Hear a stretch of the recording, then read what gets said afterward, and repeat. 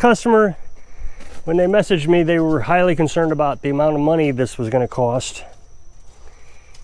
So they tell me that they have a lawnmower that needs some sort of safety switch, needs a belt for the mower deck, and a new battery. So I said, sure, I can go over there and do that. So I go over and pick it up. And first thing is, I mean, you notice it right away. The tires were flat. I've aired them up. It's got a huge oil leak, so it needs a head gasket. And there's no hood. Now I say there's no hood because that's an important part of this. And to me, it's an important part of the subject. The hood could get up there with the bumper and everything, $200 to $300 for a John Deere hood. And I was thinking, well, they don't pay, because this is how we're going to handle it. Then I have a lawnmower that I can sell, fix it up. Thing is, if I put a hood on it, I wouldn't be able to get the money out of it. So basically, you would sell this for your parts and labor cost. So whatever you put into it. Then you got to question yourself, do you fix the oil leak, the head gasket? So, you know, you're putting more work into it just so you can sell it. It's a, you know, I'm kind of questioning whether I should have taken this at all. Regardless, I get it over here and it's got a litany of problems. So I go under the hood, the seat, and I immediately see they've got a switch that doesn't fit. It's not the right switch. And it's been completely rewired.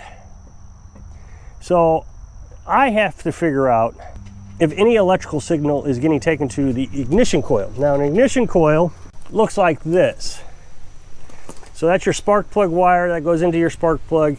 This goes up against your flywheel, and the magnet sends an electrical current through the wire into the spark plug, and the spark plug creates a spark. So I have to figure out if we're getting any information over there. These switches will stop sending electricity to the ignition coil if they're disconnected. So when you jump off the seat, the switch opens up, stops sending electric to the ignition coil, and the engine dies. So the same thing applies to the blade engagement. So every time you engage the blade, you can't start the, I guess you can't start the engine with the blade engaged, and your brake safety switch. So in order to start the engine, your brake has to be set. So you got 3 switches, and any one of them could be bad. Well, of course, I had a suspicion they thought this one was bad.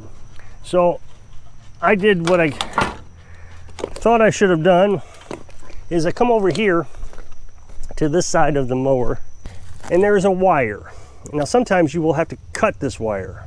Okay, so this wire right here runs from your battery or your switch or whatever you have to your ignition coil. So if this is sending a signal to the ignition coil from your switches, then your ignition coil will create electricity to send it to your spark plug. But if one of your switches isn't working, this won't work. So the first thing you want to do is determine if your key is working. And the way you do that is you listen to the front, well, to the carburetor side of your engine. So this is the air filter. It's hard to hear, but when you turn the key on, you should hear a click. I'll do it again. So that is the fuel shutoff. So when you shut off your engine, that click, that valve, it's a solenoid, shuts fuel off to your carburetor. That keeps it from backfiring. Now the way that looks like, since it's covered up on that mower, this mower, you can see, is right here. And I'll do it again with, I'll set my microphone right next to it.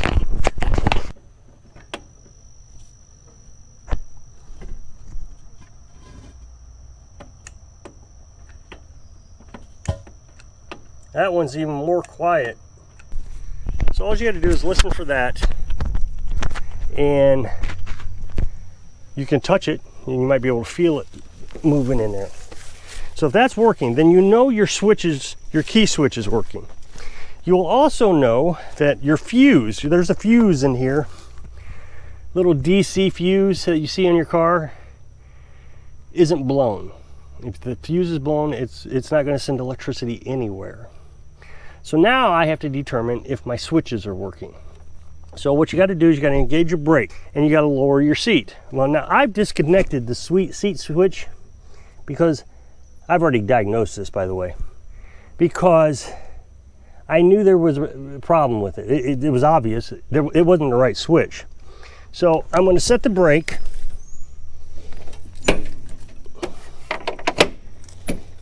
That engages the brake switch. So on this particular lawnmower, I lucked out. It already has a disconnect. Most lawnmowers, you have to put this in. If you're going to do this, you have to cut the wire and put a disconnect in there for ease of maintenance. But this one already had it in there, so that was pretty lucky. So you take it off.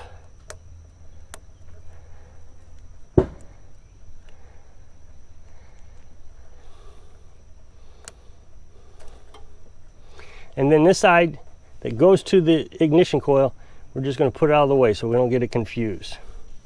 Now, I have a battery tester, a light tester, a DC current tester, 12-volt tester. I have a tester. So I'm going to put one end of the tester on the negative side here of the battery, assuming I can get it on there.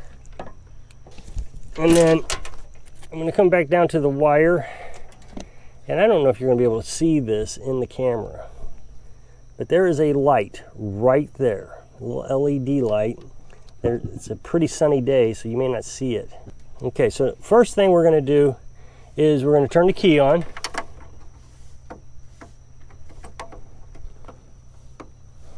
And then we're going to put that on. It's going to be hard to see, but it did light up. See if I can shade it any.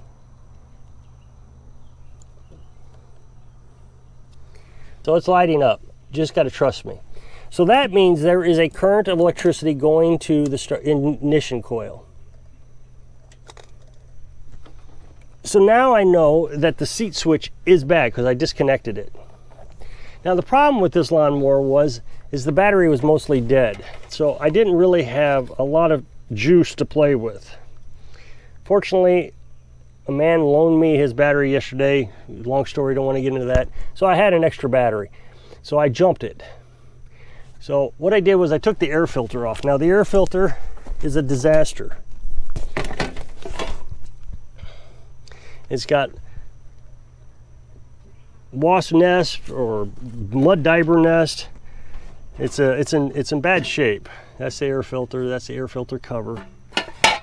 Now remember, they don't have a lot of money. So anyway, I sprayed some carb fluid into the carburetor.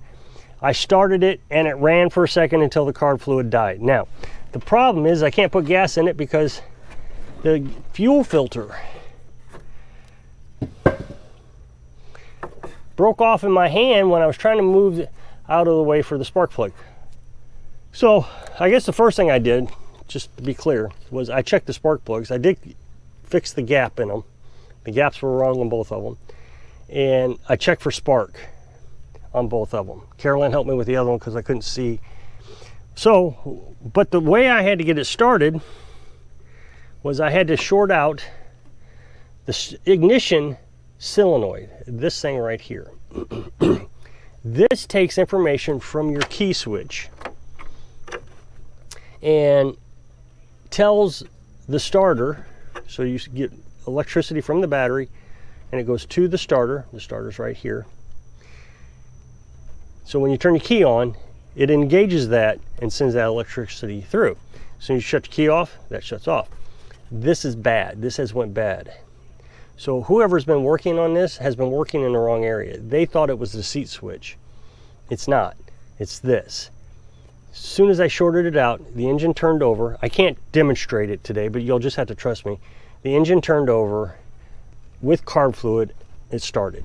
just for a few seconds, but it was enough to know that that's what the issue was. So I'm going to replace that. Now, I am very concerned about this mower. It needs a head gasket. It needs a patch on the tire. I aired up the tire yesterday, and this one's already going flat over the back right. I got to get the battery charged up and see if we can get any life out of the battery. It needs a new air filter, but he doesn't want to do an air filter. My biggest concern is I don't know the status of the carburetor. So they had to approve work on the engine, not knowing if they were going to have to spend more money on the carburetor. Since I didn't have a fuel filter, there was no way to test to see if it would run. Now, I could have put a fuel filter on it, but they did not approve for me to do any work. I was just talking to Carolyn a few minutes ago. Do you go ahead and do some work, even if they say, oh no, we don't want to do anything? Do I give them a free fuel filter? In my mind, no, I'm not going to give away things. This is a business. And for me to give away parts, I could go broke pretty quick if I'm not paying attention to what I'm doing. So what I told them was, as soon as I can get the battery charged and get the engine started, if you'll prove it, you got to prove it, the work, the labor, the parts, I'll order the parts, I'll put a fuel filter on, I'll charge the battery, and I'll try to start it and let you know if you need a carburetor. I don't think they're going to want to pay for it because the carburetor is going to be 30 or 40 bucks, probably 30 bucks, because it's a twin engine. That's what's crazy about this lawnmower. It's only 16 horsepower, but it's got 2 cylinders, 2 spark plugs. So it's like one of the high powered ones. It needs an oil change. It needs oil. It needs gas. So there's a lot that's got to go into this one. I'm going to do the best I can to get it up and running as cheaply as possible. And I might just, I don't know.